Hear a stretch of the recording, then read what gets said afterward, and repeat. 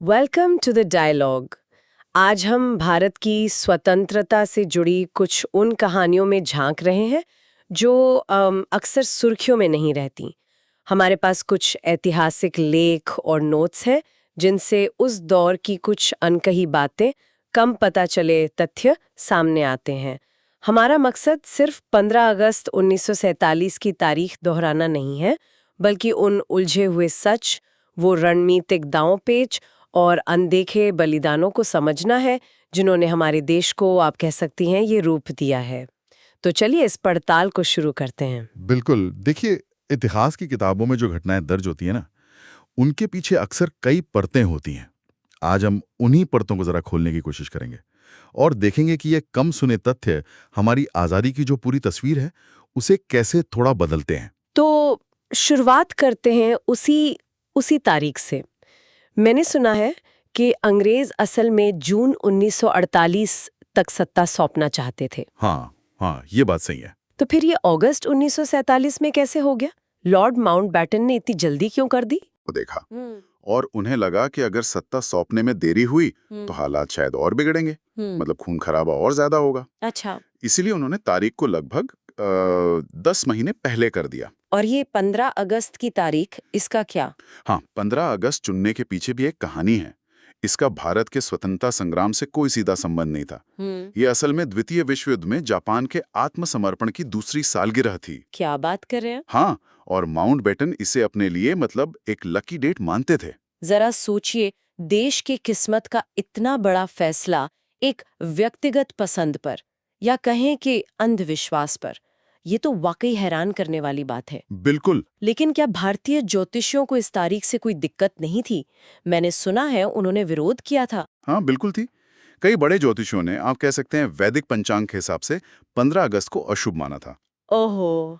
उन्होंने ही ये सलाह दी कि स्वतंत्रता की जो घोषणा है वो आधी रात को की जाए। आधी रात को? क्यों? इससे तकनीकी तौर पर, मतलब ज्योतिषीय दृष्टि से, स्वतंत्रता प्राप्ति पिछले दिन यानी 14 अगस्त के शुभ मुहूर्त में आ जाती, जिसे ज्योतिष में वृषभ लग्न कहते हैं, स्थायित्व का प्रतीक। अच्छा। तो इसीलिए वो पूरा समारोह ठीक आधी रात को हुआ। ये दिखाता है कि कैसे, मतलब सांस्कृतिक और ज्योतिषीय मान्यताओं ने भी इस ऐतिहासिक पल में अपनी भूमिका निभाई।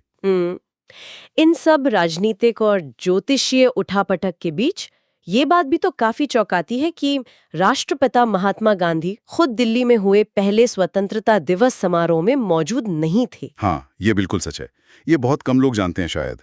गांधी जी उस वक्त दिल्ली में नहीं थे, वो कलकत्ता में थे, जो अब कोलकाता है। कलकत्ता में?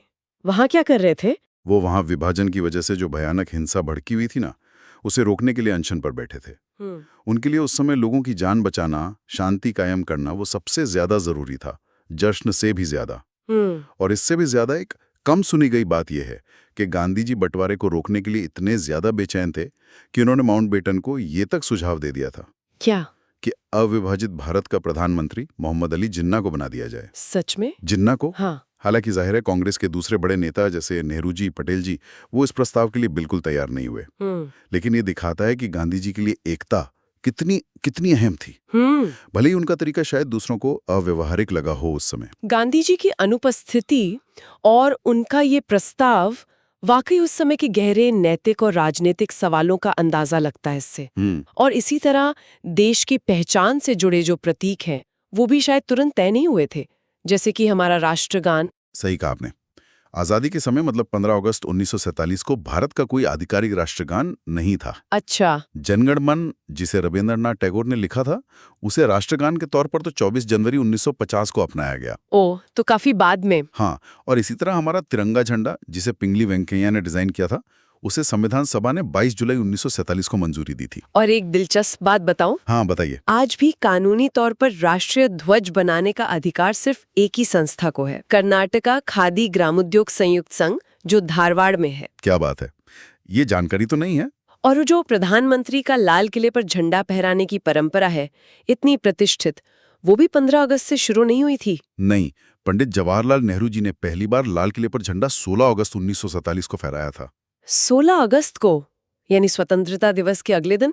हाँ, अगले दिन। और जब हम प्रतीकों और परंपराओं की बात कर ही लगे हैं, तो हमें उन अनगिनत गुमनाम नायकों को भी नहीं भूलना चाहिए जिनकी वजह से ये आजादी मुमकिन हुई। बिल्कुल। जैसे उषा मेहता जी थीं, सिर्फ 22 साल की उम्र में 1942 के भारत छोड़ो आंदोलन के दौरान उन्होंने गुप्त कांग्रेस रेडियो चलाया, लोगों तक खबरें पहुंचाईं।